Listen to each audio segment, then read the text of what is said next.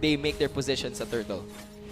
Yes, and it looks like it is gonna be taken down as BC just give it up with no nothing to fight for it. I think they understand that they're at the back foot dito. Hades is here to try and provide vision for his team, pero nothing that Chas can really do and take this down. Instead, by Iggy will find a kill on towards Chas. He falls down under the turret as well, but the tonic charge will be enough to take down Shunix as well. Too easy for 23. That'll smash.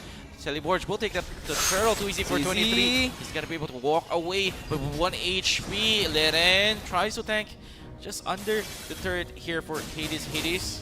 It's gonna be very difficult for you, BC here, USJ-R.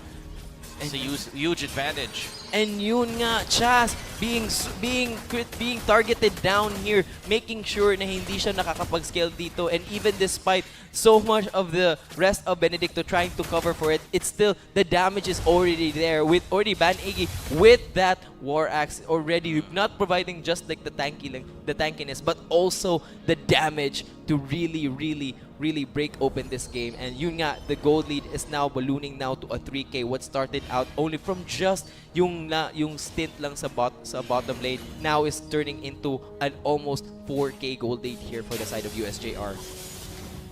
Yes, and it looks like there's no stopping USJ-R. They're just stomping through the bot and then top and bot and the top of the Benedicto College's side of the map here.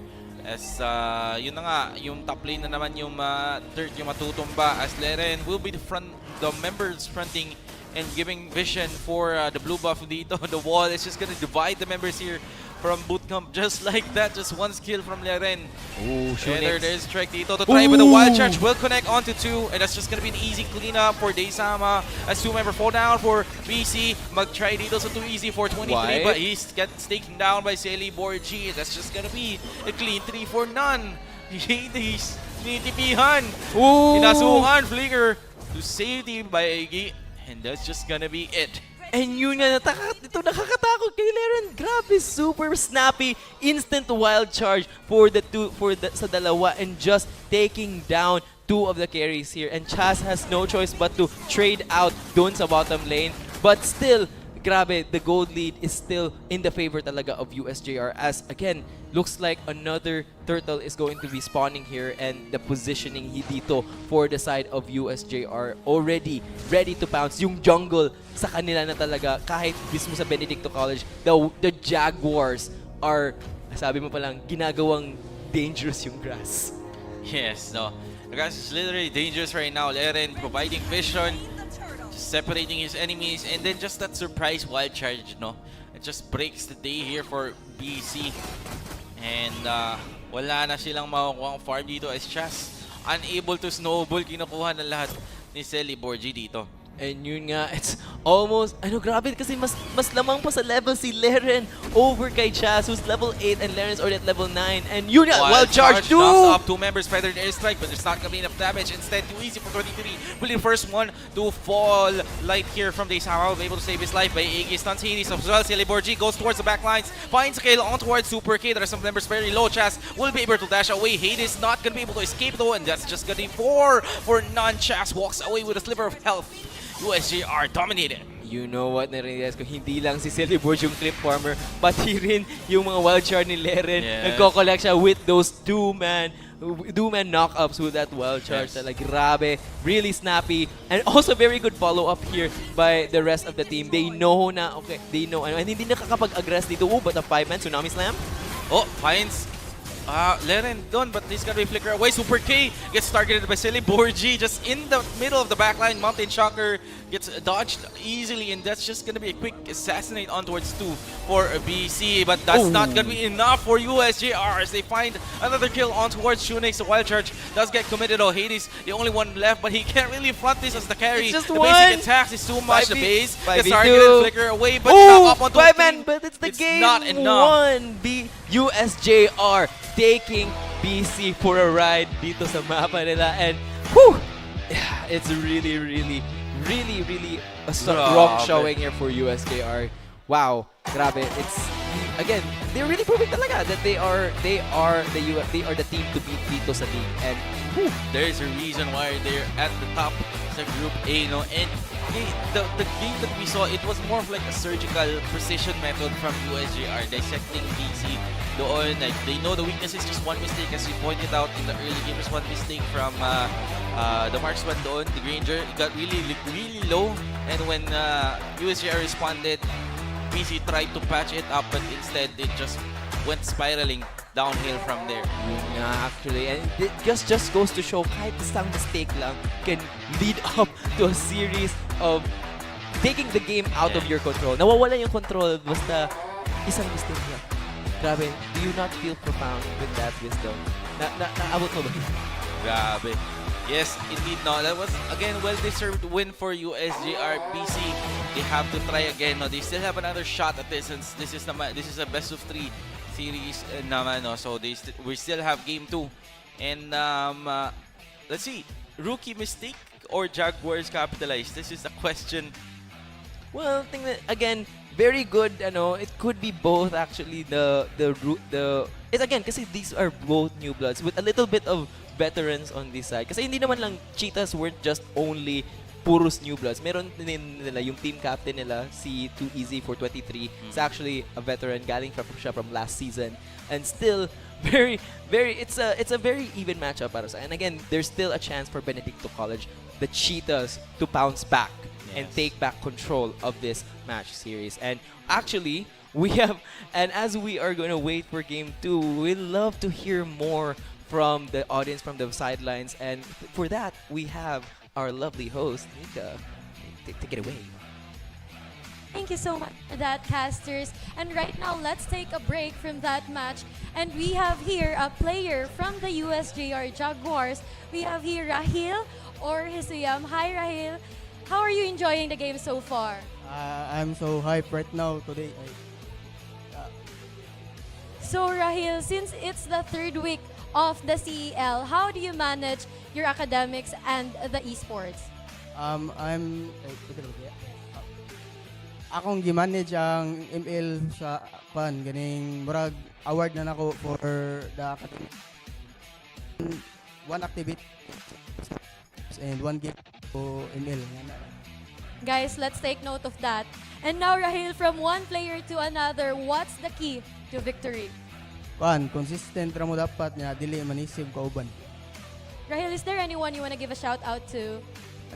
Shout out ko sa mga tao diri og mga taga USJ-R. Thank you so much. And there you have it, si Safi fans, Rahil or Hisuyam from the USJ-R Jaguars. And now let's go back to the game. Casters, take it away. Actually, thank you so much. Again, shout out daw to consistency. And yun nga, actually, yun talaga yung key moments. Yung not just yung key moment, yung strategy here. Consistent here for the side of USJ. And they have to keep it up so that they can finish the series with another sweep here. And yun nga, I want to give out yung shout sa grabe yung the players talaga of USJ, especially the key controlled aggression, the key control talaga na map, and of course give it up to Leren.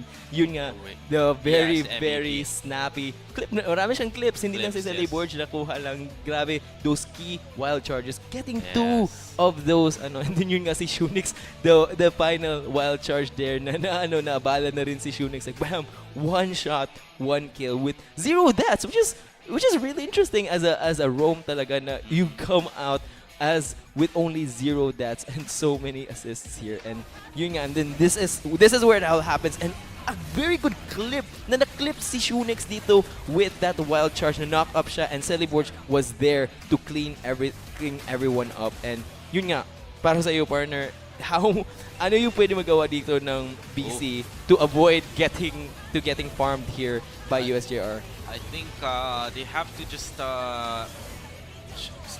try and go for counterplays sa drafting na mismo dito, kasi they went for a greedy draft here between 2 marksmans from one in the jungle and one in the gold lane. So I think either they have to go for the YSS and a fighter in the gold lane, or the YSS gold lane and a fighter for the jungle instead, so that parang kasi mahihirapan yung YSS pag i-zone out siya ng Grok. Unlike, for example, if you had a fighter jungle instead, then siguro pwede pa pumalag yung isang fighter jungler compared sa YSS. That is Sa Grok. true. And yung greed mismo, actually, it comes from medyo naging disrespectful a little bit yung Benedicto College when it comes to their draft. And also a little bit of their gameplay. Alam na nila, Super Key got super low and then they got forced onto that to make that mistake. And further on, nag-snowball na siya. But still, very good capitalization here by USJ-R to identify the mistakes, finding the key ways to make sure that mistake leads them a win talaga. And yun nga, and para sa'yo Kratos, yung USJ-R, they have the chance to close this out. And of course, who will take game 2? Is it going to be Benedicto College, USJ-R, or yung Someone improved. bagong-bago Kratos X Nika? Grabe. Kasi nag-ask siya kung single ka. And now and of course we still have our WeForge Legends kasi basta CL WeForge Legends. And yun nga, grabe. Para sa iyo Kratos, ano yung maiisip mo with that third choice? Na-shock ako. What the hell? Uy, it's really surprising para sa iyo na ano. Kaya and of course we still have our second game talaga, and again it's more than enough time to watch for game 2 to keep this streak. Will USJ-R clean sweep Benedicto College, or will Benedicto College take back and lead us to game number 3? That's gonna be a question that will be answered in just a few moments as game 2. The drafty at least will start as we can see here in 40 seconds dito. Ayun na nga, no, we've talked about BC changing up with their drafting and trying to also do some counter plays in the draft as well. USJ-R, they don't really need to change anything because everything is just working fine for them, and I think yeah, they're doing good. I think the new bloods they've proven themselves. I think they've shown some capabilities, especially when compared to their predecessors, which have truly proven themselves, such as like Tajiro and who else? Yun, actually, and now we are back here for game number 2, the draft here dito. So again, you said na merong counter play. When you say that, I think you mean yung counter engage dito for the side. And technically, meron their picks for that. Here you have the Mino, especially when you have a very strong dive here. So maybe siguro banning out certain key, but still, iniisip mo pa rin, you have to, you're put into a tough position if you're in Benedicto College. Do you want to ban out mga ways to enable sa USJ-R na mga picks? Yeah, But also giving possibility the comfort kasi from dito pa lang, you have a Fanny player dito kay Celiborge 1. Kanina the target ban Celiborge 1 with their core picks. Now we'll have to see if they're still gonna continue with that pace, or will they have to switch it up and actually adapt and adjust. It's really hard to do targeted bans for USJ-R, as if you haven't known, these players here, they played so many different heroes in the previous season. They are very well versed in a lot of heroes. They've tried so many niche heroes as well. So targeting bans doesn't really work. I think just being generally sound lang sa pagiging draft, no, it's okay to get a decent draft against USJ-R for BC. So targeting bans, I think okay lang naman yung respect bans, no? Like such as the Fanny. If you don't want to face against a Fanny ni Celiborge, that's fine, but you can't really target ban a person that knows a lot of heroes as well, especially with just a limited 5 bans dito. So what you're saying is malalim yung champion, yung hero pool. Yeah, hero pool naman. So water pun ulit. Balik na tayo ulit sa Be like water pun. water. Be like water talaga. Be like Kratos. Malalim daw siya. And then narinig mo ba yan, Nika? Malalim daw. He's very deep. And then yun nga, it's going to be the first pick here for USJ-R. It's the Jushin, again, continuing the pattern talaga of that early mid-game tempo dominance talaga. Yung response dito is the Jisonshin and the Sora here. So for that counter engage, they have their playmaking and they're also their counter engage. Still going pa rin with that Jisonshin pick. Pwede pa rin ma-flex, pwede siya mag-gold lane or maging jungle here. But now it's going to be the Cho and Matilda. Ooh, again, what you would consider si Cho pwede pupunta sa XP lane. Most likely going to be XP lane, as this Matilda is definitely showing their cards na it's gonna be the roam here, the support. Now, I wanna see ano yung mapipili dito for the side. They're still lacking yung core for USJ-R. They're still they're still trying to find out ano ba talaga yung pwede namin i-supply dito for Celeborge 1. I really want to see, as you said, I want to see the deep champion pool dito of Celeborge 1. And as we are waiting for Shunix, it's going to be the Eve now taken here for the side of Benedicto College. I know they need to pair it up with a very strong support here, something that can help with the zone control, especially with that real world manipulation, augmenting this composition for the side of Benedicto College.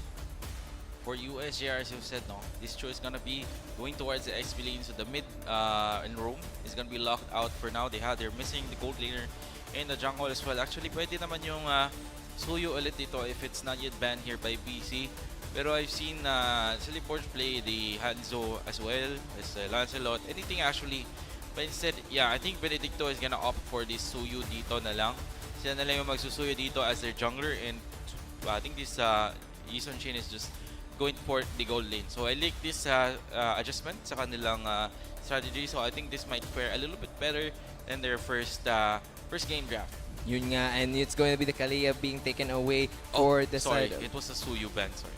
It was a Suyu pala. So, again, Celeborge ban ulit. It's Celeborge na ano nila na, again, really taking away those key picks here for Celeborge 1. Grabe, this guy has so much, to offer for his team.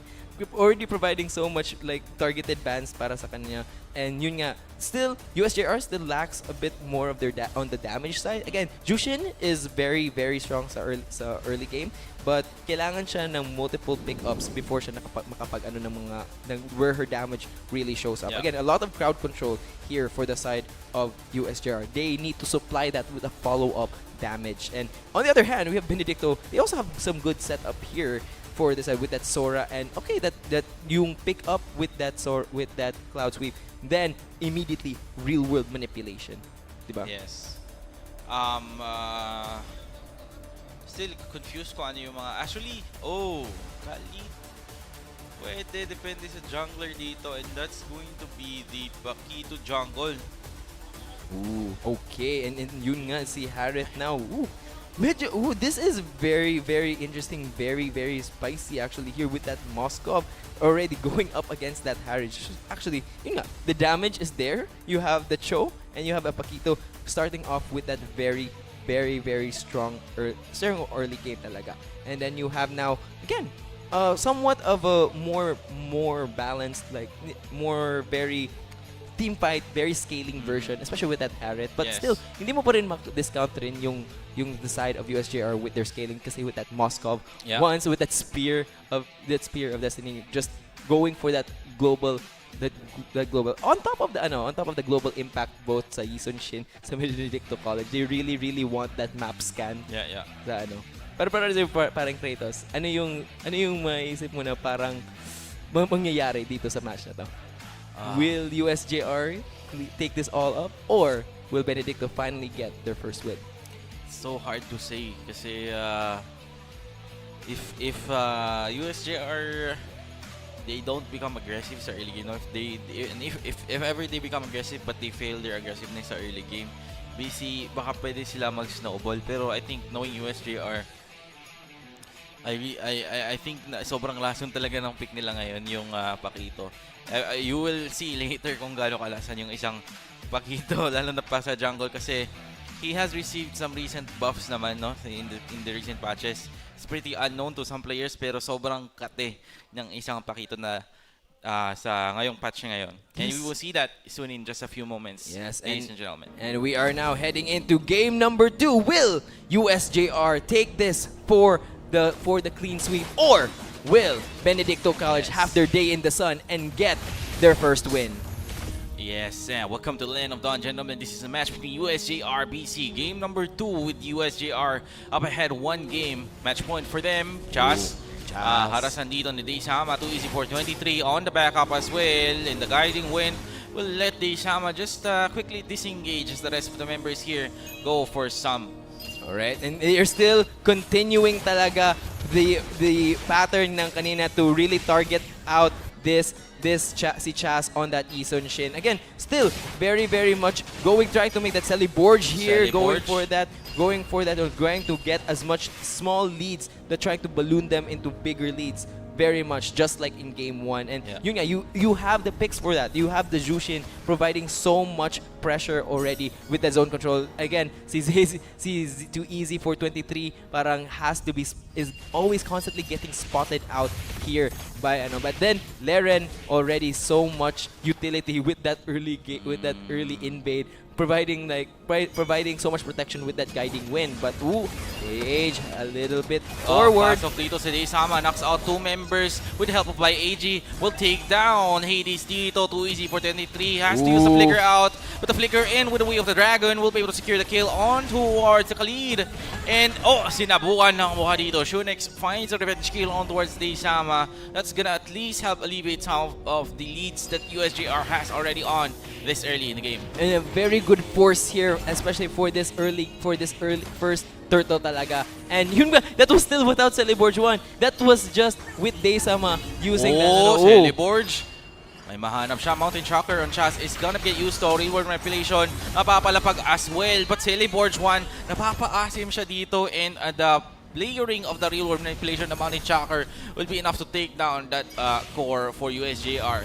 And actually, something to keynote here, it's actually yung Jushin by Iggy taking the XP lane for that. It's a XP lane Jushin, while it's Daysama on the show. So again, really showing yung flexibility dito sa USJ-R with that mid lane show, and Leren on that Matilda, providing so much pressure and tempo. Like again, palagi silang sa mukha ni Chas, always in their face, always threatening to pressure him. And yun nga, already Daysama, Wave the Dragon. 420 today gets kicked back on towards 3 members of USJ-R, and that's just gonna be the Khalid's life for free. Oh, not for free. That's gonna be the Wave of the Dragon. Pero ayun na nga, and that's gonna be another win for USJ-R. Chas gets spotted out. Shunpo na lang ang palabas dito si Daysama. Mountain Shocker gets committed as well to reveal some of the enemy's locations dito. Yes, and again, Chas has to use that ult defensively just to show if meron bang play mangyayari dito. And yun nga, that was a very good bait here by USJ-R. Now with that key map scan ult, wala na. Again, Shunix. Kondo with the flicker out will be able to save his life dito. Grabe yung instinct dito ni Marimo Shunix naka-turn on. Meanwhile, Super K special instinct. Meanwhile, with Super K, with a little bit of help of Chas, is able to push back Zayid back into his turret. But still, it's still 1K gold lead pa rin for the side of Benedicto of USJ-R. And this is starting to see like game 1 ulit with Chas not being able to snowball, and this is what you want sana for the side. Kasi again, wala pa dito si Eagle by Leren will not be able to connect to Chas. The real world manipulation nila back under the safety of the turret by Iggy. Papasok na dito. Meanwhile, the top lane. Super K finds the kill on towards Zayed. Knock up dito kay parang too easy for 23. It's successfully taken down with the help of the rest of the members here of USJ-R. 1-for-1. Super K though, napatay niya si Zayed solo. And there's so much of it comes from Daysama just being so active, being so aggressive, and parang nahihirapan makahinga dito yung Benedicto College. Yes. Always kasi nakita ko, hindi actually nag-engage yun si Celeborge. Kinuha lang niya yung blue buff dito ni Chas, and then escapes away through the real world manipulation. And then it's actually Daysama making these key plays happen with the Way of the Dragon and by Egg just following up. And if ever naman nandun si Leren just for a quick escape. And then again, again 1K gold lead now still for USJ-R. Still, the rest of the side lanes are trying to push in as much as possible to try to even out, but still papuntang snowball na dito yung USJ-R. Yeah, and I agree, but here in the bottom lane, Daysama and Hades just spots each other out.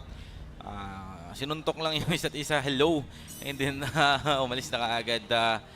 Critical mid-game for now, considering USJ-R. They're slowing down just a little bit kasi ayaw nila maulit yung death ni Celeborge doon. And yun nga, actually, this is again, the team of USJ-R always try to make this. But a dive here, Celeborge. Suntok ni Celeborge, and he's gonna be able to take down Hades. Dito, 2ZZ23, nilapag ng real world manipulation. He won't get saved though. Balikan, may paigot dito ang USJ-R. Flicker out from Shunix. Sixth instinct, grabe na talaga dito. And it's always the palagi nasa mukha. Either sisipain ka or susuntukin ka Yes. ni Celeborge. Either way, hindi ka talaga makaka-escape kasi grabe this aggression of USR. They really want to clean sweep talaga Benedicto College. However, there's still some potential here kasi while that is happening on the top bot side, yung top side si Harriet yung Zayed had to be forced back with Super K low Yes. chunking out Zayed. Then Shocker will get spotted out. Flicker in by Daysama. Wave the Dragon. Pero nasa pailalim pa ng Torre. Ooh. Raging Sandstorm dito. Leren will be able to flicker out to safety. But Daysama will fall down under the hands of Super K. And that's just gonna be 1-for-none in favor for BC. This is what Benedicto has been looking for in this series. But a little bit of greed here na dito showing na for USJ-R with Daysama going for that way of the ground flicker play to try to give up. But it's actually Super K yung nakakuha ng shutdown Yes. ni Daysama, and that's not who you want to give it to kasi again, once that Harriet gets enough gold talaga, he can make use out of it talaga. But still, it's still a tall ask pa rin for the side of Benedicto Yes. College to take this game back with grabe with this double marksman comp. Again, as you mentioned, yung double marksman comp dito here. Crimson Beacon and being it looks used. like 2easy 23 gets knocked up here by Iggy. Will there be enough damage? Will lure manipulation? Nilapag na nga 2easy. Will 23 will be able to walk away. Super K. Unscathed. Leren falls down by Iggy. Falls down as well. Si Zayed nandito na iwan sa ilalim. Sirp to Dragon, but it's not gonna be enough to escape. And 3 members have fallen down for USJ-R. Celeborge and Daysama will find a back up kill on towards Shunix. Super K walk away unscathed. 3-4-1. 7-7. But still, Super K na. Still, nakita mo yun. It could have been a clean ace here for the side of USJR, but still, si Super K was there to take it back from the clutches talaga of USJR for Benedicto College. Like, grabe, you cannot underestimate, especially with that upcoming gold lead. Oh, and already, mayroon Way of the Dragon. Yeah, Wave the Dragon on towards 2easy 23. He will be able to get taken down though. Celeborge will fall under the Zaman Force dito ni Super K, and that's just gonna be a 1-for-1. I don't think if that's worth it because Celeborge is your core and 2easy is just a roamer. And yun nga, si Super K is now collecting all of these shutdowns na. And yun nga, this is what you have to avoid here if you're USJR. You have to stop, you have to learn to control. As sabi pa lang, the aggression is there, but they need to control it or else they might give this back to Benedicto College. Again, they have a solid position right now, but still, si Chas, even though he did not have a good early game, is still finding resources sa side lanes. And yun nga, all to actually na-push out ng dalawang sides dito ng Benedicto College sa towers ng USJR.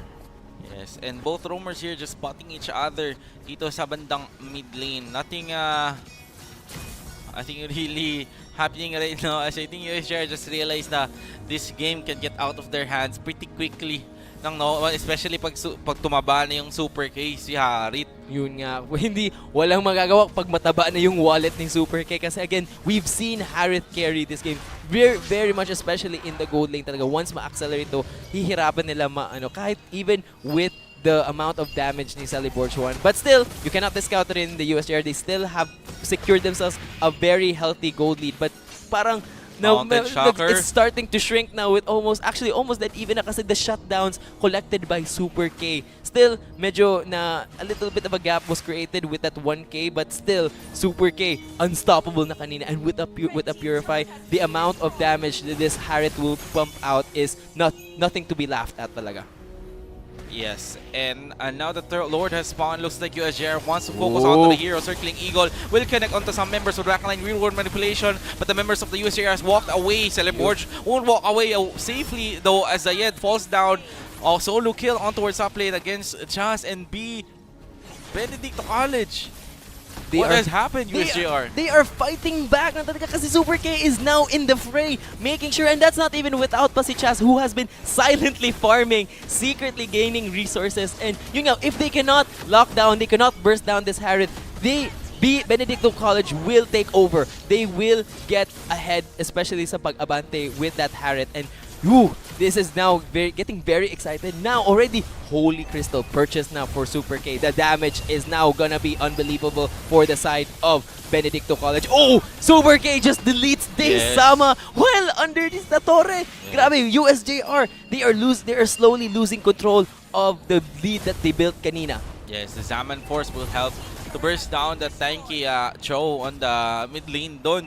And yun na nga, the snowballing Super K dito. It's gonna be kind of hard for USJ-R to come back from this match. But it's still gonna get over. Konti lang pa naman yung gold disadvantage dito ng USJ-R. But PC, they have a solid advantage. Kaya nilang kunin tong game na to.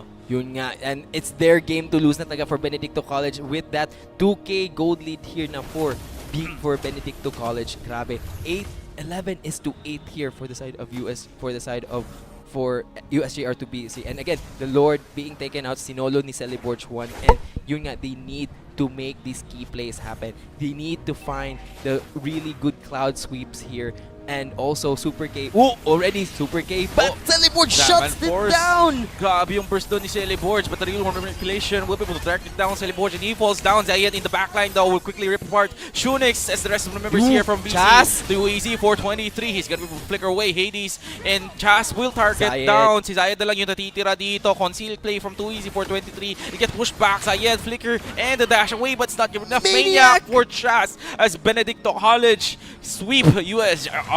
And pasekreto lang to si Jazz. Kanina, he was forced out, bullied out dito by Daysama. Now, he got the Maniac.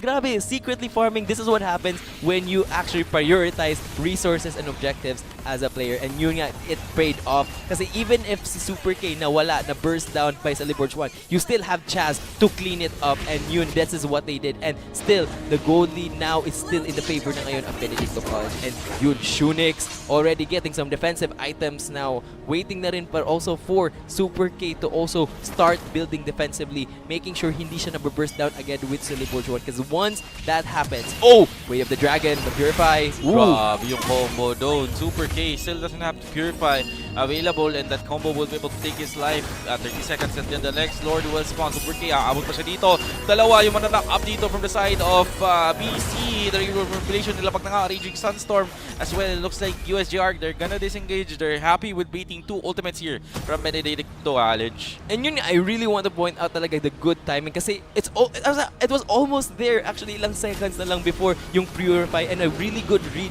dito of Daysama to make that play happen so that while the Lord is going to spawn here, they can actually take positions na yung USJ-R, and again, really take back that but yun nga, there's so much pressure here. Daysama medyo isolated na. Tinatamaan na siya dito ni Parik Chas, and that's gonna take down the show. Dito, Leren, Circling Eagle will knock 3 members out, but there's no follow-up. Down Force will be used dito.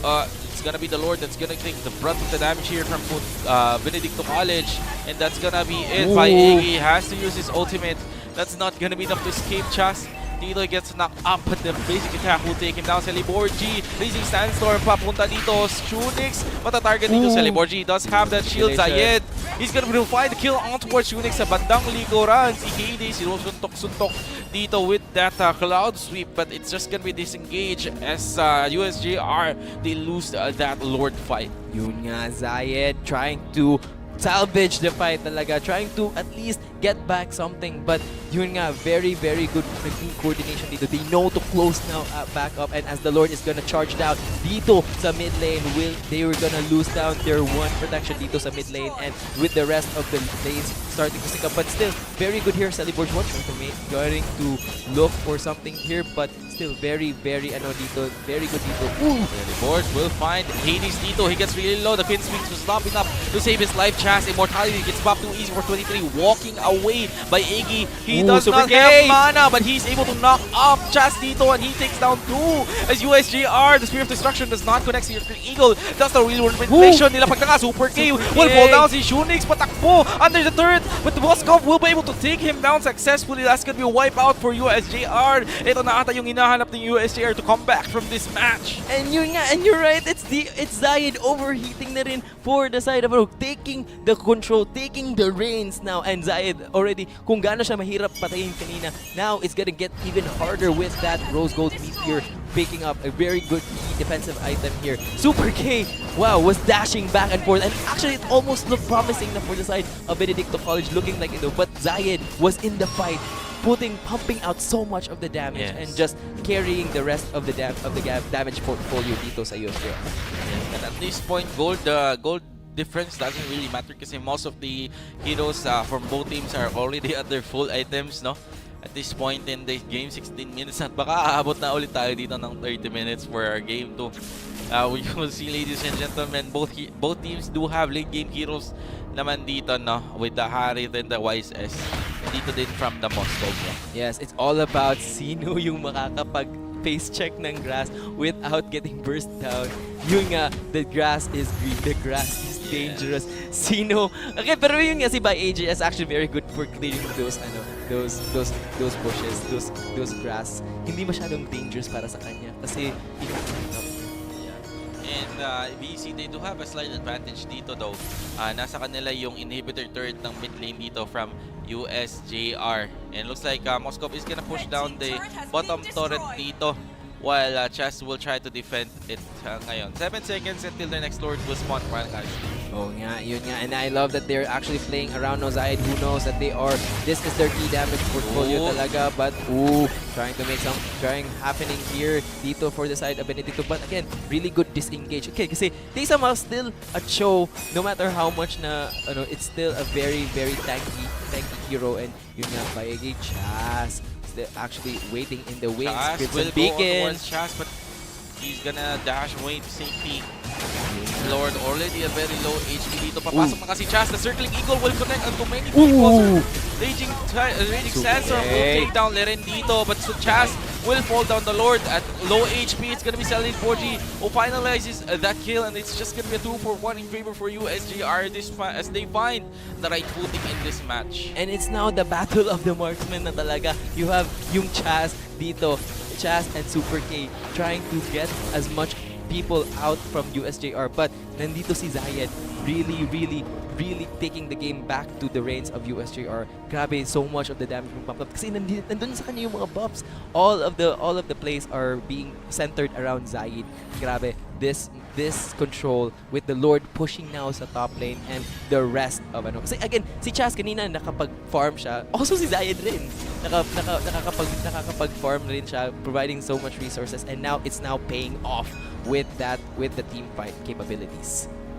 Yes, very well said. And we have seen this before from Benedicto College, yung nakukulong sila sa kanilang base, no? And parang they're like scared. They're not realizing na their hero's strength pero is not malang dito. When the Lord is, however, marching in the top lane though, Manatee Tracker gets used by Shaz dito, baited out by Zayed.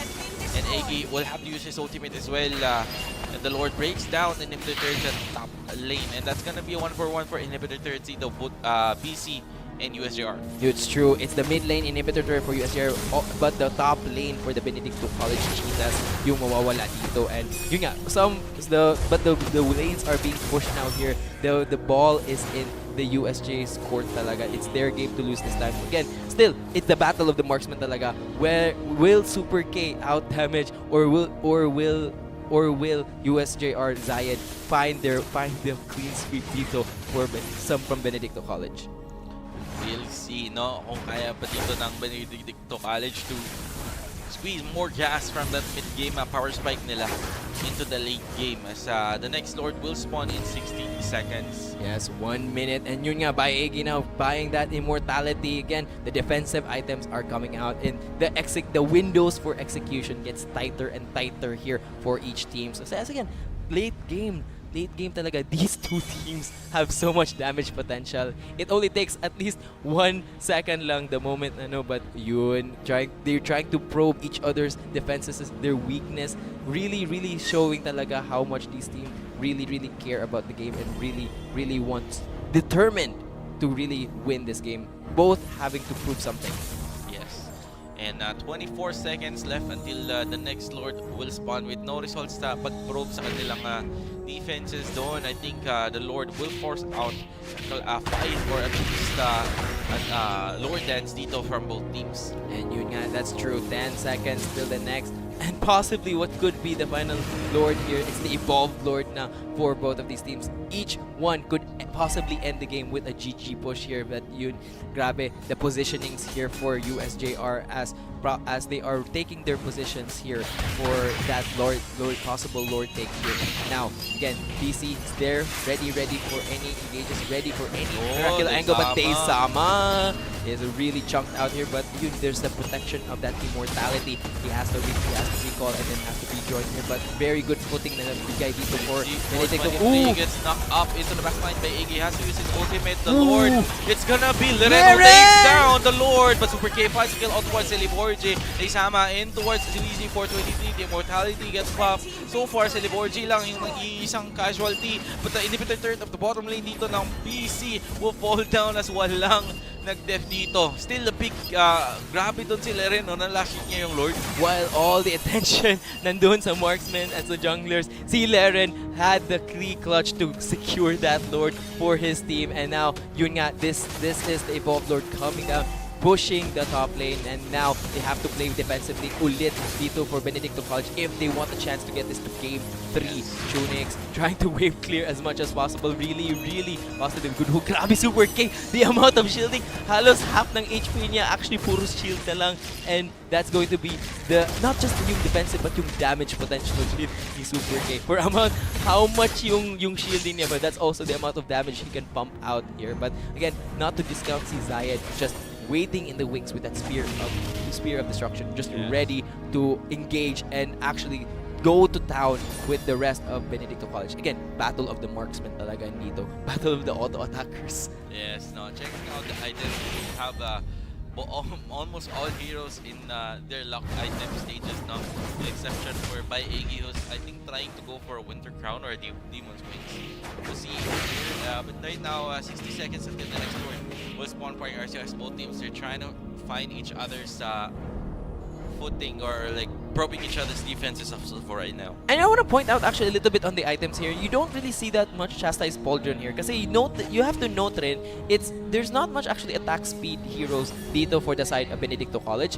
kasi for example si Chas is more about crits, all about that defense talaga, trying to switch between the melee and then basta you try to get as many crits as much as possible in the burst. But yun, Zayed try to find Chas here and napamaling pwesto si Chas doon na, and that's gonna be a big kill. USJ-R, that might be their cue to try and end this as they don't have one of the core members here from Benedicto College. 50 seconds is a long time here. Yun nga, but still Super K is still there to provide of that damage. They just need to enable Super K to provide. Oh, Daysama, 25% ng HP nakuha agad already. Circling Eagle will knock out 2 members here from the side of Benedicto College. Yes, but will they make the push here? But yun nga, they will just take the mid lane tower and then have to go back. You just to get all the base exposed dito for the side of Benedicto College. Playing for that, trying to make the defensive plays here for Benedicto College, trying to force them out here. Still cutting off possible rotations for the Lord challenge here, and yun nga, Benedicto College has no choice but to just watch as another Evolved Lord is taken. Oh no, BCU, bakit kayo pumalag? Daysama gets really low. Shunix dito sa patang likuran gets assassinated by Celiborg. Meanwhile, may bawi dito si Super K, si Chas kakabuhay lang. Mountain Shocker gets used though, Spear of Destruction. I don't think papasok na ata siya dito. Chas still has that Mountain Shocker available. No, but the Lord is marching in the mid lane. Yes, and it looks like this could be the final push here for USJ-R to get that clean sweep. But again, Super K, watch Super K making Super K at si Chas take this game clutches back because they do have the damages. Bayagi, Zaman Force being used already. The Crimson Peak used as a response. The Lord is going, hammering in. Maglalaki na ata ng Tori. Hades gets really low as well. Zayed almost gets bursted down, but he's gonna be able to flicker out. Super K gets pinned to the base, and it's gonna be game.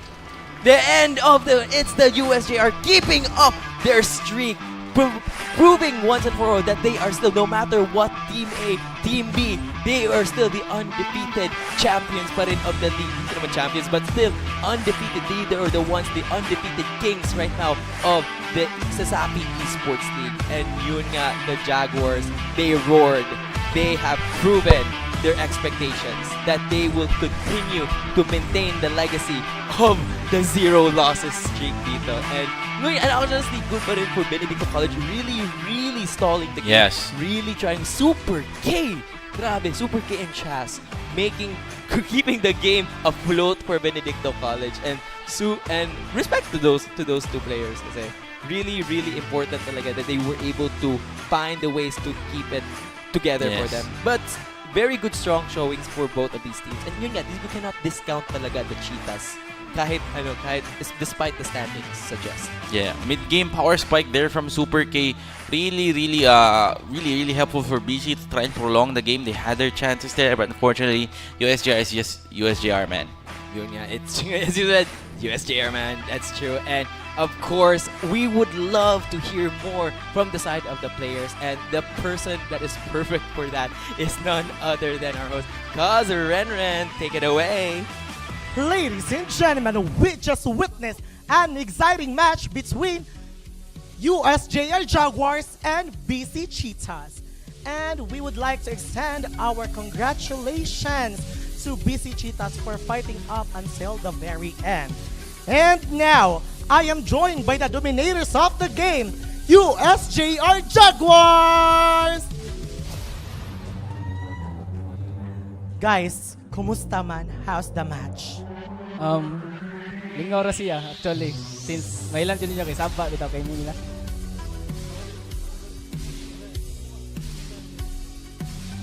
So my question is, Leren, ikaw man jud ang roam sa game. You showed you're very agile, very swift, and very tough roam sa inyong team. I will ask you a question.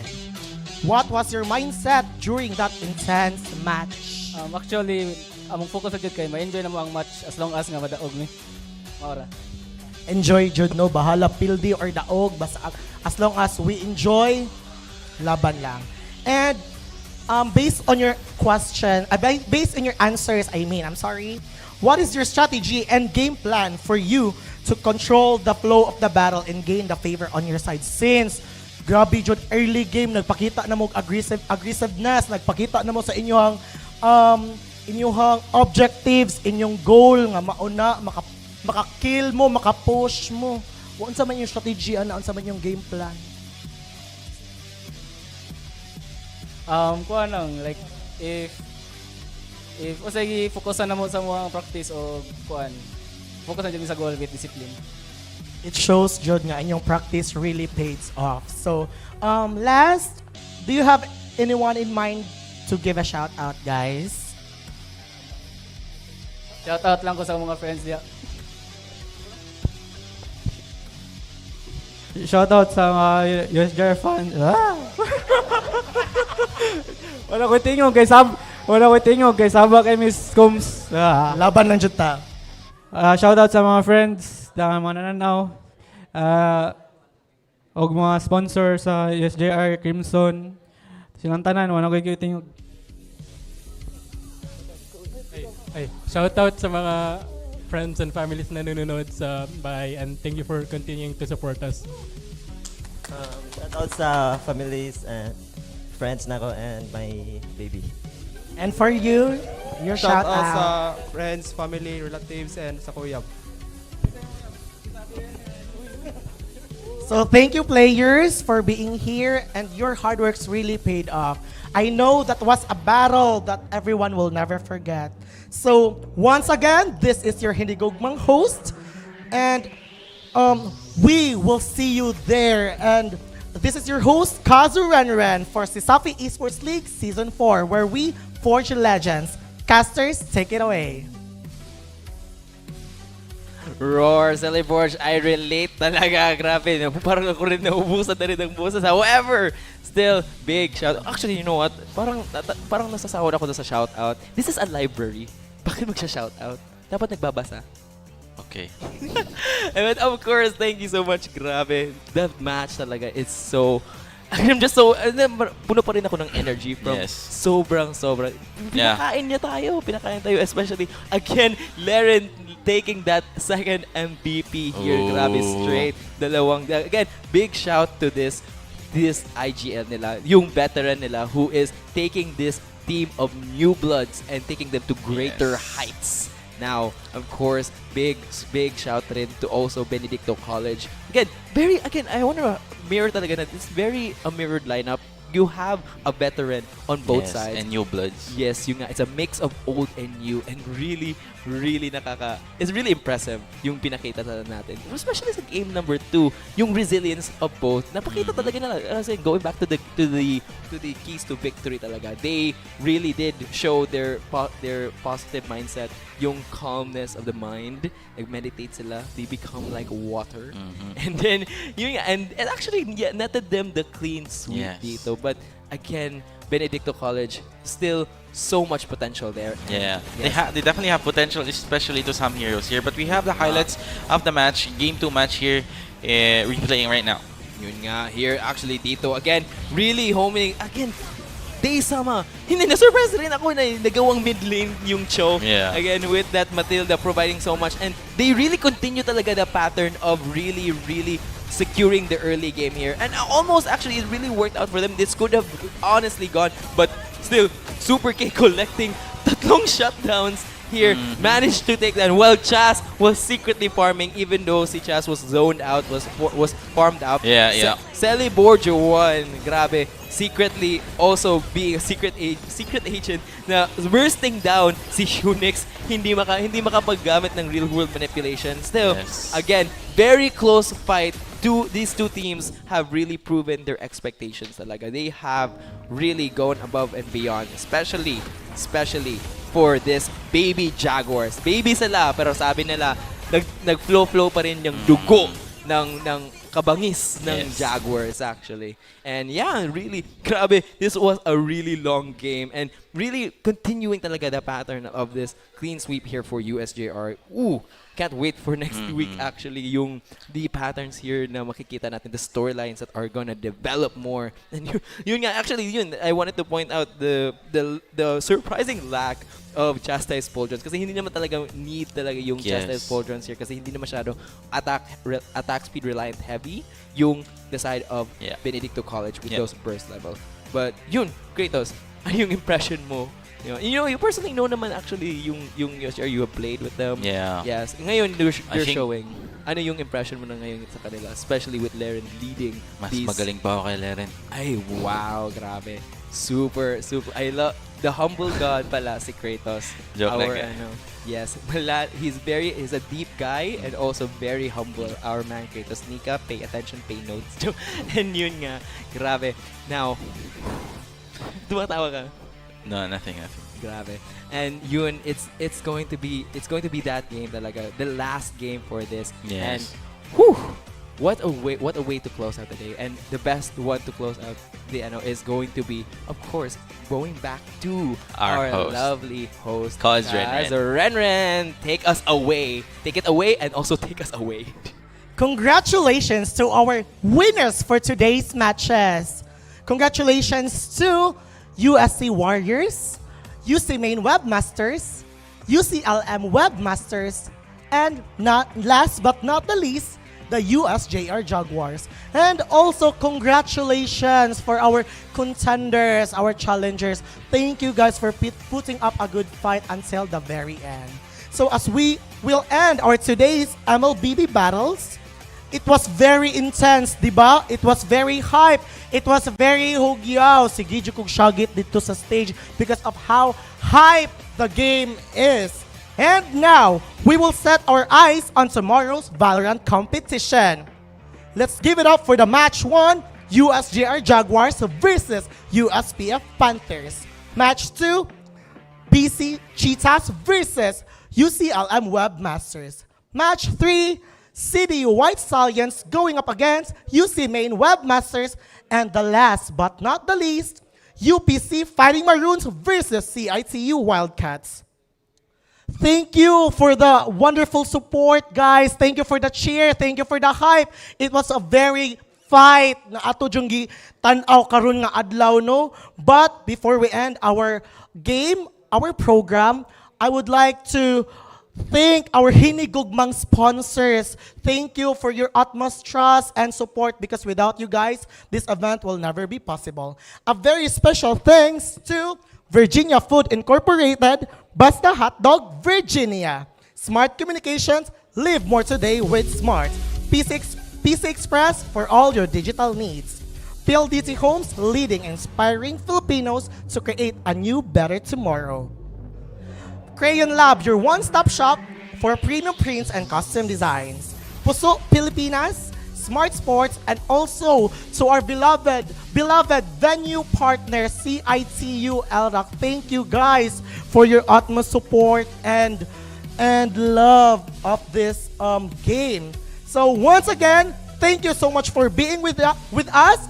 This is your host, Kazu Renren, and this is Sisapi Esports League Season 4, where we forge legends. Have a great day and good luck, everyone.